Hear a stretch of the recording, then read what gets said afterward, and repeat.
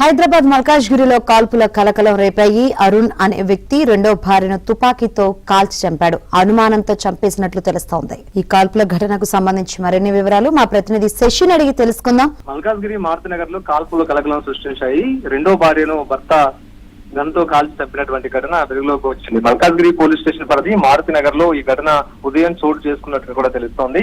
అయితే అరుణ్ అనే వ్యక్తి ఈ ఘాతుకానికి ఓడికట్టినట్టుగా ప్రస్తుతం పోలీసుల నుంచి మనకు అందుతున్నటువంటి సమాచారం.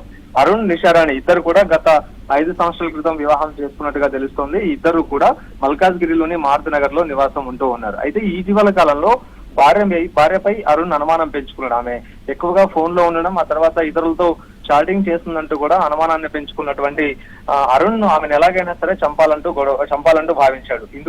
ఇందులో భాగంగానే అనుమానం పెంచుకుని చాలా సార్లు ఆమెతో గొడవ పడినట్టుగా తెలుస్తుంది. ఇద్దరి మధ్య చాలా సార్లు కూడా విభేదాలు చోటు చేసుకున్నట్టుగా తెలుస్తుంది. ఇవాళ ఉదయం కూడా ఇదే విషయంపై ఇద్దరి మధ్య గొడవ చోటు చేసుకోవడం అనంతరం తనతో ఉన్నటువంటి తుపాకీతో ఒక్కసారిగా నిషారాణి మీద కాల్పులకు తెగబడినట్టుగా తెలుస్తుంది. దీంతో ఆమె అక్కడికక్కడే మృతి చెందింది. అనంతరం ఈ విషయం పోలీసులకు తెలియడంతో మల్కాజ్గిరి పోలీసులు ఘటనా స్థలికి చేరుకున్నారు. మృతదేహాన్ని గాంధీ మార్చికి తరలించడం కూడా జరిగింది. అయితే అరుణ్ కు అంతకు ముందే పెళ్లైనట్టుగా తెలుస్తుంది. అరుణ్ కు కొన్నేళ్ల క్రితం పెళ్లైంది. ఆయనకి 2 పిల్లలు కూడా ఉన్నారు. అయితే అరుణ్ పెట్టేటటువంటి వేధింపులకు మొదటి భార్య అతని నుంచి దూరంగా ఉంటుంది. ఆ తర్వాత భార్య దూరంగా ఉండడంతో ఆ భార్యకు సంబంధించినటువంటి సొంత చెల్లెల్ని అంటే మరదలతో సహజీవనం చేస్తూ ఆమెను 5 ఏళ్ల క్రితం పెళ్లి చేసుకున్నట్టుగా కూడా తెలుస్తోంది. సో ఇదే నేపథ్యంలో ఇద్దరు కూడా మారుతినగర్ లో నివాసం ఉంటూ ఉన్నారు.